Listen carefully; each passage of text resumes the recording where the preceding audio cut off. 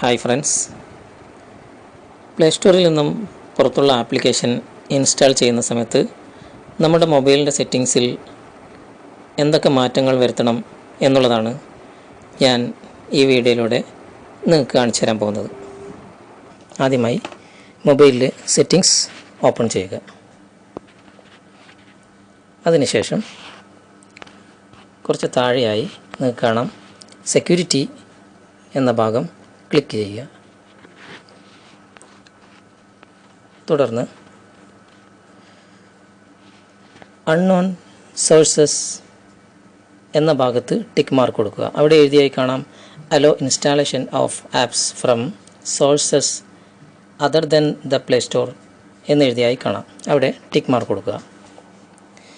ഇവിടെ tick mark കൊടുത്തില്ലെങ്കിൽ play സ്റ്റോറിൽ നിന്ന് പുറത്തുള്ള ആപ്ലിക്കേഷൻ ഇൻസ്റ്റാൾ ചെയ്യുമ്പോൾ ഇൻസ്റ്റാൾ ബ്ലോക്ക്ഡ് എന്നാവും കാണിക്കുക. ഇത് നിങ്ങൾക്കെല്ലാവർക്കും മനസ്സിലായി കാണുമെന്ന് കരുതുന്നു.